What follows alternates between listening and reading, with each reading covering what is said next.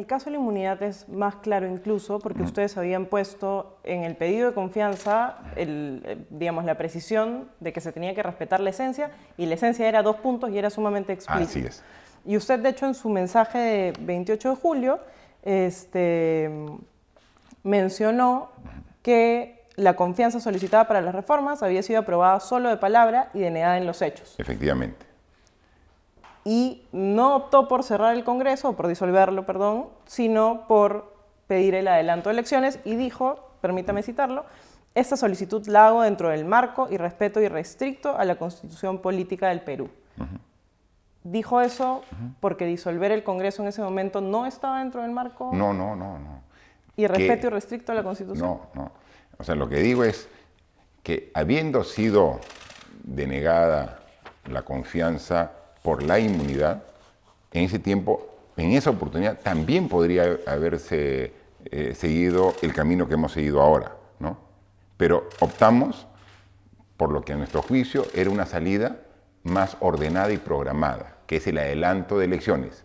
Que adelanto de elecciones se puede hacer en el respeto de la Constitución, es decir, con una modificación constitucional por el ente que corresponde, que es el Congreso de la República. O sea, no digo que lo otro no sea, lo podía hacer ahí, pero doy una alternativa, como una muestra de que el disolver el Congreso era la última de las opciones que nosotros queríamos tomar, ¿no? ¿En qué momento tomó la decisión de dar esa declaración en Cuarto Poder? Miren, después de ello hemos hecho 2 meses, todo el mes de agosto y todo el mes de septiembre, el esfuerzo de diálogo, de búsqueda de consensos para que el Congreso acepte el planteamiento que le hicimos de adelanto de las elecciones. 2 meses. Y hemos encontrado que 6 bancadas estaban de acuerdo, incluso me visitaron. Algunas lo dudaban y decían sí, pero con algunas pequeñas modificaciones, sí, pero si le hacemos algunos ajustes. Entonces pensamos que podíamos llegar al adelanto de las elecciones sin cambiar la esencia, ¿no? Sin cambiar el concepto de fondo. Por eso nos sorprendió que un jueves en una reunión de la comisión, de la noche a la mañana, así, de la noche a la mañana, se ponga a votación, porque ni siquiera hubo debate, directo se ponga a votación el archivo de este proyecto. Y entonces dijimos, si esto ha sido un esfuerzo nuestro por precisamente evitar la disolución del Congreso, entonces en la próxima oportunidad que nosotros presentemos un planteamiento, ya nos han quitado todas las alternativas. O sea, no queda otra opción que la disolución del Congreso. Pero por un hecho que es sumamente significativo, o sea, no es una cuestión de confianza por un tema que sea superfluo o secundario, no, estamos hablando el guardián de la Constitución, ¿no? El Tribunal Constitucional, de ello se trata, de los miembros que integran el tribunal. Oye, lo menos que podemos pedir, no solamente como autoridades, como ciudadanos, es que sea a través de un proceso impecable. Eso no existe y eso es lo que planteamos. Y esa era claramente una prioridad para su gobierno. Claro, porque recuerde que nosotros en la política que tenemos de gobierno hay 5 ejes y los 2 primeros están referidos a este tema, o sea, son parte de la política. El primero es integridad y lucha contra la corrupción. Lo he escuchado. ¿No? Y el segundo es fortalecimiento institucional. O sea, ¿qué institución requiere ser más fuerte en el Perú que el Tribunal Constitucional? Ninguna, es la que requiere. Sin embargo, disculpe, ¿sí? El mandato de los magistrados había vencido en junio. Tuvo 3 meses para poder plantear esa reforma y esa cuestión de confianza, si es que efectivamente era una prioridad, y sin embargo se hizo solo después del archivo del adelanto de elecciones. ¿Por qué? Pero es una potestad del Congreso que determine el procedimiento plural, transparente, con participación ciudadana para hacerlo. Entonces uno espera que lo van a hacer ellos. Cuando ellos dicen, los vamos a elegir en un plazo perentorio, con este procedimiento, es ahí donde decimos, ¿no? Pero si ellos desde junio planteaban, si en junio hubieran planteado de que iban a elegir con este procedimiento, en junio hubiéramos planteado la cuestión de confianza. Pero la decisión de hacer la elección por invitación y no por concurso se tomó en agosto. No, fue una... O sea, ¿cuándo se eligieron los 11 candidatos? No, claro, fueron 2 semanas. pero la forma de elección se definió en agosto y después, bueno, nadie se ocupó mucho del tema hasta hace unas semanas que definieron la lista de candidatos, pero el método de elección, que es lo que ustedes cuestionan, que no era transparente y tal, ya estaba planteado desde al menos un mes antes que ustedes pero no se miren aplicaba, el tema, ¿no? No se aplicaba. Nosotros hemos levantado nuestra voz desde el momento que eligieron a los 11 candidatos en media hora, ¿no? O sea, 11 candidatos en media hora. La siguiente aparición pública que tuvimos después de esa decisión, pusimos la voz de alerta, lo dijimos públicamente, ¿no? Fue precisamente en el aniversario de las Fuerzas Armadas, y ahí dijimos claramente que debíamos desterrar, volver al pasado, donde se intentaba copar las instituciones por intereses particulares. Lo dijimos. Esperamos de que haya un cambio de actitud y que acojan las recomendaciones, sugerencias y pedidos de diversos medios e instituciones. Eso no se hizo. Y por eso es que cuando ya era inminente es que presentamos dentro del plazo establecido la cuestión de confianza para que pueda atenderse. La recibieron, escucharon el planteamiento del Premier y luego de escucharlo, una moción para que se debata, y fue rechazada la moción para ver la cuestión de confianza por 80 votos. O sea, la cuestión de confianza sobre el método de elección del TC no se hizo en represalia al archivo del adelanto de elecciones. O sea, la actitud del... No, a ver, el archivo de este proyecto de reforma constitucional para las elecciones Fue el jueves. Fue el jueves. Y el viernes presentaron la confianza. Porque a ver, si el jueves íbamos a tener un nuevo cronograma, si íbamos a tener un nuevo cronograma para tener elecciones en un corto plazo, obviamente ahí vamos a canalizar la forma de superar el entrampamiento que teníamos, ¿no? Pero eso se dio el archivo, muy bien. Como un hecho adicional y complementario, ya teníamos nosotros el día lunes la convocatoria de la sesión para tratar este tema. Recuérdese que yo el día martes y miércoles estuve en Naciones Unidas. El jueves vine y ahí nos enteramos del archivamiento y inmediatamente también la ratificación de la convocatoria para el día lunes. Entonces tomamos la decisión de plantear cuestión de confianza. Ha habido algunas dudas sobre la constitucionalidad de la medida. Yo sé que ustedes creen que está en el marco de la Constitución, pero hay algunas voces de constitucionalistas reputados, expresidentes del Tribunal Constitucional, que creen que no se puede hacer esta interpretación de la denegación fáctica de la confianza. La OEA también ha recomendado que el TC se pronuncie sobre el tema. ¿Usted cree que el Congreso debería presentar, o la Comisión Permanente debería presentar una demanda competencial para aclarar el panorama? No, lo que yo creo que debemos todos respetar la ley y la Constitución. Y creemos, en función de la información legal y la apreciación de muchos constitucionalistas, hemos visto catedráticos de reconocidas universidades que opinan sobre el tema, donde dicen que está completamente claro que el proceso es correcto, ¿no? O sea, no tenemos ningún problema.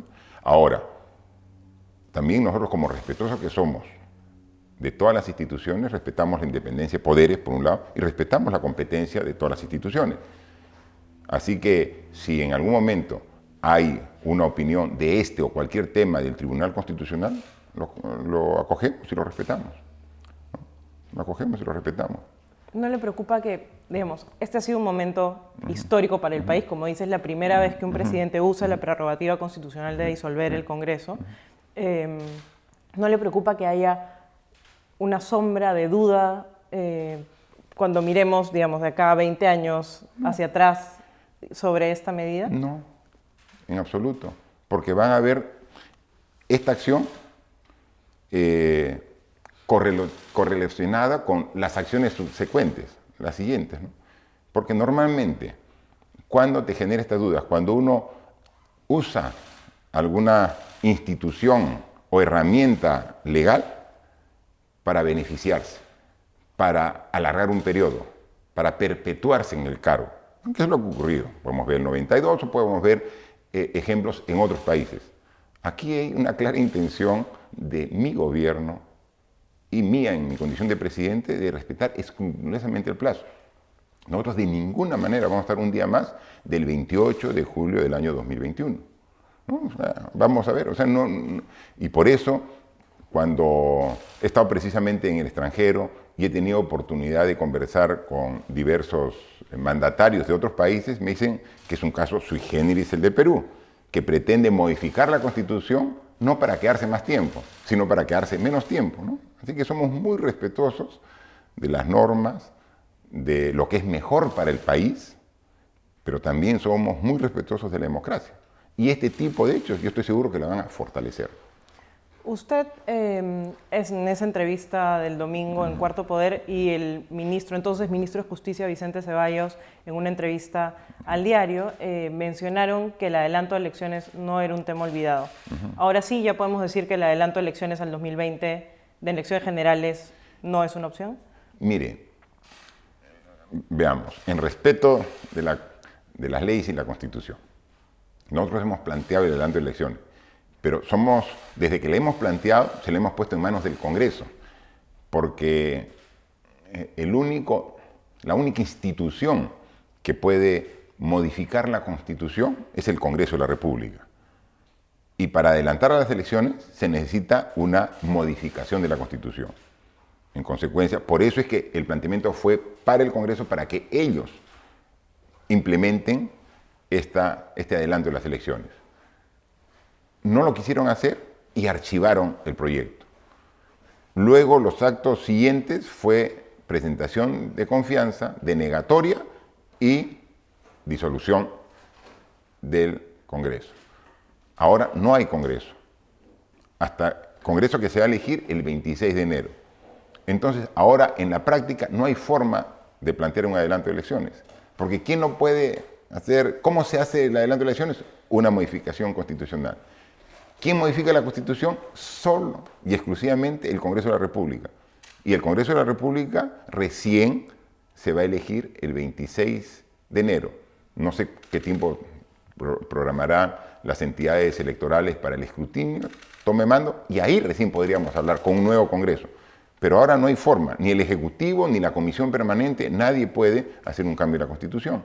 En consecuencia, hasta que no se elija y no tome posesión el nuevo Congreso, no podemos hablar de cambio constitucional. Y entre ese cambio constitucional precisamente es el adelanto de las elecciones. No tiene un partido político, porque no era afiliado a Peronos por el Cambio, ahora contigo.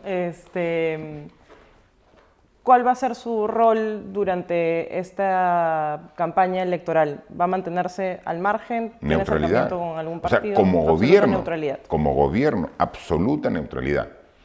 Las elecciones son el 26 de enero.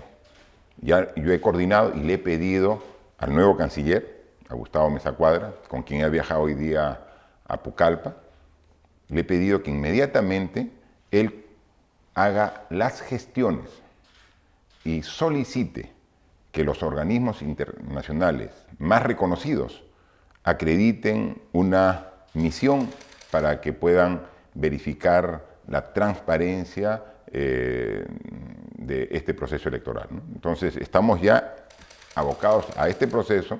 Ya el Jurado Nacional de Elecciones ya hizo un corte en el padrón y hay un cronograma establecido que se está trabajando. Vamos a pedir a observadores de organismos internacionales. Entonces, ¿cuál es el rol nuestro como gobierno? Garantizar la limpieza y la transparencia en este proceso electoral. ¿Cuál es su evaluación del rol de Mercedes Arauz estos días? Usted dice que no es vicepresidenta o es vicepresidenta. Entiendo que es. Ustedes han dicho que no puede renunciar, ¿no? Yo soy ingeniero, no soy abogado. Y exactamente no sé cuál es su situación legal actualmente, ¿no? Y eso justo le he pedido al primer ministro, él sí es abogado, pero que a través del Ministerio de Justicia vea exactamente cuál es su situación, ¿no? porque yo entiendo que hay cargos que son irrenunciables, ¿no? Por ejemplo, un congresista de la República no puede renunciar. Ahora ya no hay Congreso porque se ha usado un mecanismo de disolución del Congreso, ¿no? Pero el presidente de la República y los vicepresidentes sí pueden renunciar. Entonces, si la voluntad, ya como ciudadano, como un derecho del ciudadano, es renunciar al cargo, no creo que haya alguien que te lo pueda impedir. O sea, no conozco los detalles, pero yo no sé, y eso he pedido un informe, si ante la renuncia que ha presentado la vicepresidenta es efectiva, o sea, ya no hay vicepresidenta. O sea, eso creo que es un tema que todavía faltaría dilucidar en función de un análisis técnico un poco más profundo, ¿no?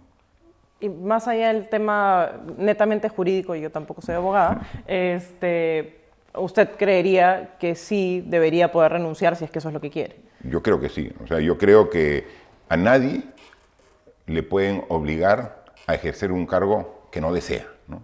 O sea, independientemente a quién se presenta, ¿no? Independientemente que lo dejo en mes partes, se lo doy a mi jefe, lo doy a una institución ajena, independientemente de a quién se presente la renuncia, yo creo que es un derecho de todo ciudadano de renunciar a un cargo que no desea ejercer, ¿no? Yo creo que es eso, o sea, por un principio lógico y racional. Jurídicamente, precisamente, hay que ver lo que corresponda, pero a mí me parece ello. Pero la pregunta sobre cuál es mi opinión respecto al accionar de la señora Mercedes Arauz, mire, yo como lo he dicho, siempre yo he tenido una relación personal cercana, de proximidad y de cercanía pues, con la señora Arauz, ¿no? Y yo creo que sí, yo mantengo esta estimación que tenga por ella, independientemente que obviamente discrepo de los actos políticos que ha tenido, políticos y legales, ¿no? Porque no se puede decir, he juramentado, pero era de mentiritas, ¿no? O sea, ¿no? Entonces... Pero eso dijo, más o menos. Por eso, o sea, no, es un acto político y es un acto jurídico. O sea, juramentar en una institución, ante personas que en ese momento ya no tenían error de congresistas porque ya se había hecho el anuncio y firmado el decreto de disolución del Congreso, igualito. Yo creo que es un acto político y es un acto jurídico el que ha tomado, ¿no? Que después, un poco mirando en perspectiva, se haya dicho, oye, eso no era lo correcto, no lo hice, o lo hice presionada, o me sorprendieron, y yo no estoy de acuerdo con todo ese accionar.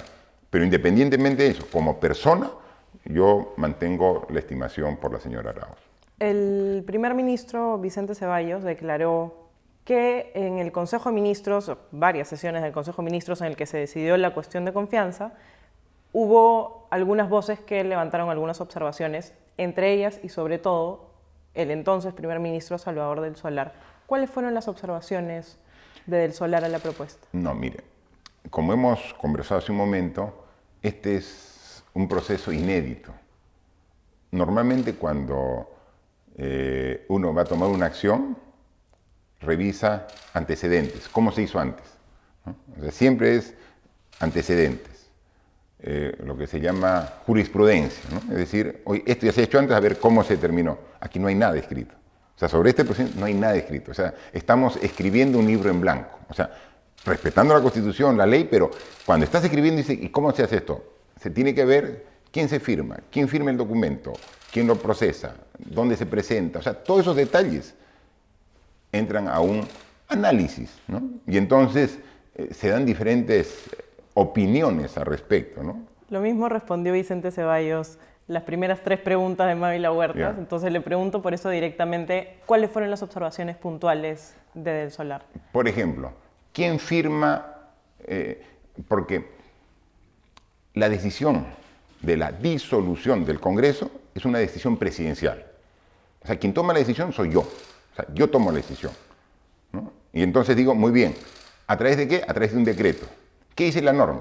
Que cuando yo firmo un decreto, tiene que ser refrendado por un ministro. Entonces, ¿quién refrenda? Entonces, sobre eso había la discusión. ¿Refrenda el Premier o refrenda el ministro de Justicia? Porque se necesita un refrendo. O sea, no es que ellos quien toma la decisión soy yo. Porque alguien ha dicho que también tenían que firmar todos los ministros. No, este no es un acuerdo de Consejo de Ministros. Esta es una decisión presidencial, ¿no? O sea, yo asumo la responsabilidad de este acto de disolución.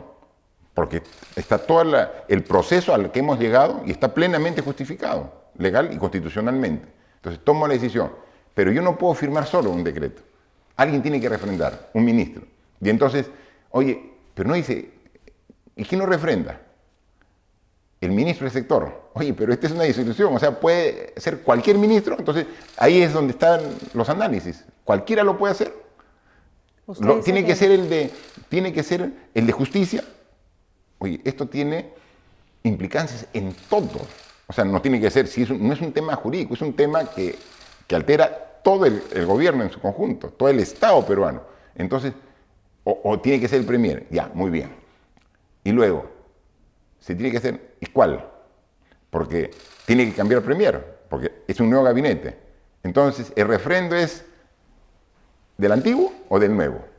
Entonces, todos esos son análisis, debates, todo eso es lo que hemos visto. No es que toditos pensamos igual, todo el mundo da su opinión, ¿no? Entonces, todo es la conversación que le hemos tenido ese mismo día lunes, cuando hemos estado aquí, después que el Premier Salvador del Solar, con todo su gabinete, y presentaron y sustentaron la cuestión de confianza en el Pleno, salieron, dieron unas declaraciones en pasos perdidos, y de ahí se vinieron aquí a Palacio de Gobierno. Yo los esperé. Así como los acompañé hasta la salida de Palacio para que vayan, los esperé al regreso.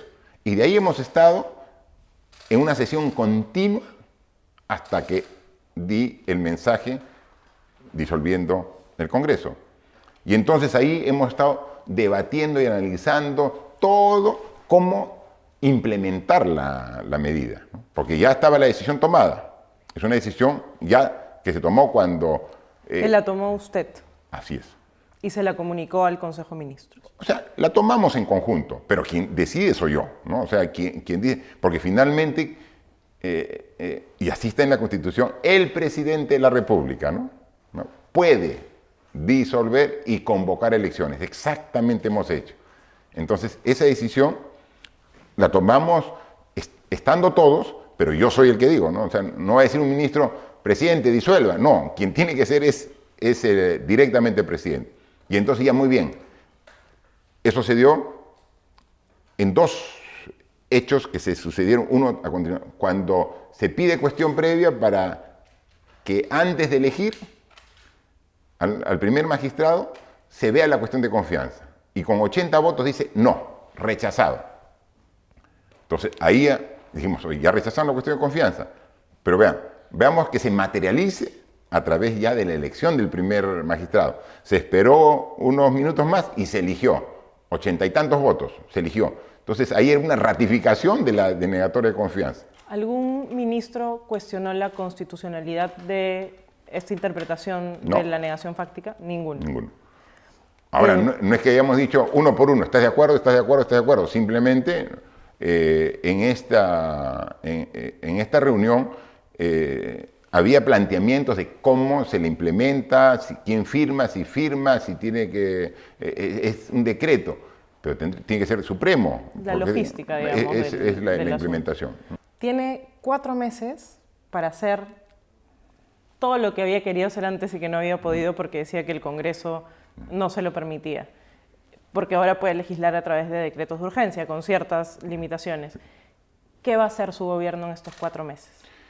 Vamos a continuar nuestro esfuerzo por tener resultados en beneficio de la población, pero como bien lo dice, no tanto es porque no tenemos Congreso, ¿no? O sea, no es que, porque tampoco vamos a hacer uso y abuso de decretos de urgencia. O sea, nosotros vamos a hacer estrictamente lo que sea necesario en estos 4 meses, pero vamos a estar enfocados 100% en la gestión ejecutiva para mostrar una mayor cantidad de resultados que si estuviéramos también distraídos precisamente en el entrampamiento político. Así que... ¿Pero tiene algunas ideas puntuales sobre qué cosa le gustaría hacer?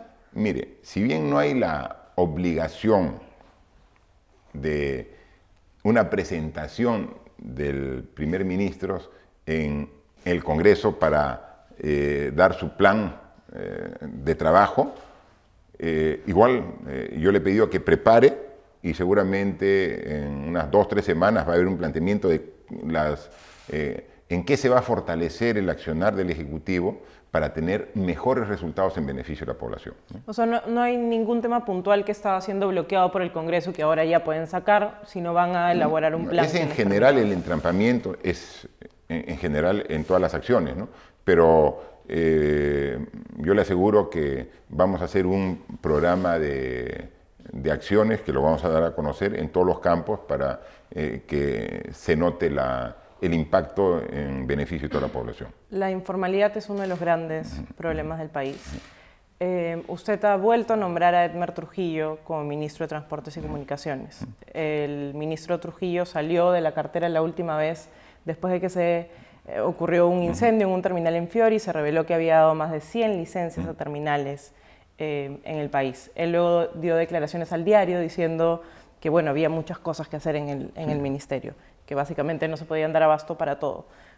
¿Por qué lo vuelve a poner en la cartera?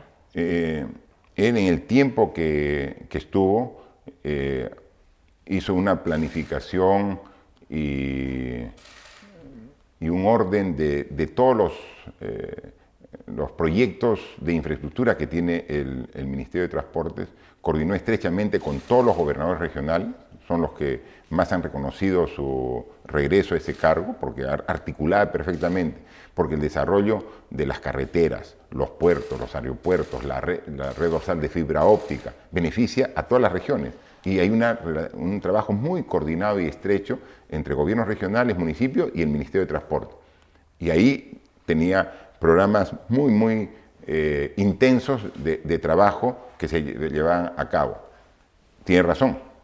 Eso no solamente tiene que ver el Ministerio de Transportes, también tiene que ver el tema legal, formal, reglamentario, que eso lo asumió autocríticamente, que no le había dado la misma importancia al tema. Hay lecciones aprendidas. O sea, con esa exigencia es que él retoma el cargo para continuar con todo lo que estaba haciendo de coordinación, pero también poner todo el esfuerzo de trabajar en estos temas que usted ha relevado, ¿no? Ya para terminar, presidente, usted se había pronunciado en contra de que se le devuelva la plata, el dinero de Chacya a Odebrecht, los 524 millones, principalmente porque bueno, es una empresa que ha causado mucho daño al país y porque le íbamos a devolver una plata que nos correspondía por ser parte de la reparación civil.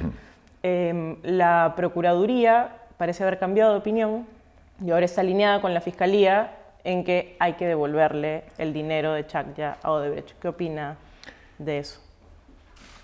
Somos respetuosos de la independencia de poderes. Respetamos lo que digan. Pero también tenemos derecho a opinar. Es lo que hemos siempre manifestado. Y damos nuestra opinión con el mejor ánimo de que los acuerdos, si en algún momento pueden perfeccionarse, que se lo hagan. No hemos dicho lo que finalmente determine el Ministerio Público y que luego convalide el Poder Judicial, obviamente tenemos que respetarlo. Pero no les tiene que gustar. Pero no nos tiene que gustar, ¿no? No tenemos que coincidir necesariamente. Lo mismo ocurre de los otros poderes del Estado. Yo más de una vez he escuchado alguna recomendación, si no crítica, del Poder Judicial al Ejecutivo. Dice que falta trabajar a favor de algún proyecto o necesita más presupuesto y nos dicen y nos llaman la atención. Pero finalmente cada quien tiene su competencia. Y el Poder Legislativo, ¿no? O sea, defendiendo las competencias de cada quien, critica permanentemente. O sea, no necesariamente tenemos que coincidir y pensar igual, pero cada quien tiene su responsabilidad. Esta responsabilidad corresponde al sistema de administración de justicia, Ministerio Público y Poder Judicial. Pero sin embargo, lo que finalmente determinan, porque ellos son los que van a asumir la responsabilidad, nosotros lo aceptamos, pero decimos, y lo repetimos, ¿no sería bueno esperar liquidar los demás proyectos antes de volver por un proyecto?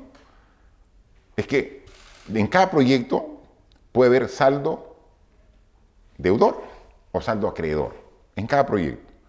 Entonces, ¿qué pasa si cuando, en este caso de la hidroeléctrica de Chaclla, el saldo es a favor de Odebrecht? Muy bien. Y se ha liquidado, no sé, pues, la interoceánica, el gasoducto, el proyecto Chaimochic. ¿Y qué pasa si en los otros el saldo es deudor, que debe Odebrecht? Y cuando tú dices, ya, págame lo que es, no, ya no tengo. Y ya le devolví la plata del otro proyecto. Entonces, si ese es el acuerdo, perfecto. O sea, nosotros no decimos que ese dinero entre a una cuenta del Estado. No, que quede a un fideicomiso, por ejemplo, hasta que se liquiden los demás proyectos.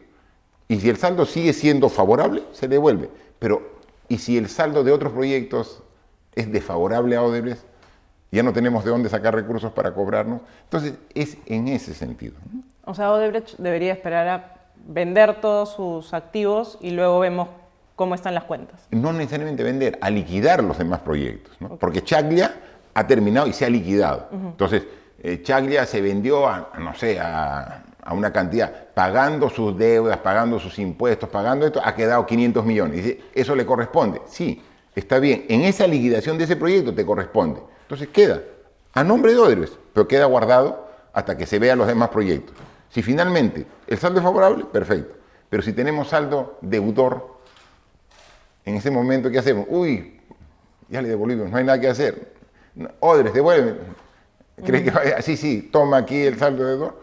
Cuando creo que se ha dicho y se ha comentado, no sé, he visto alguna noticia que en Brasil se ha declarado en bancarrota. Están tratando de entrar a un proceso concursal. No sé, ¿no? Entonces, simplemente, pero finalmente es una responsabilidad y competencia del sistema de administración de justicia. Lo que ellos determinen, nosotros lo... Presidente, Rosa Bartra ha llamado a su gobierno comunismo vizcarrista y hablan de varios excongresistas o miembros de la permanente, hablan del castrochavismo que se avecina.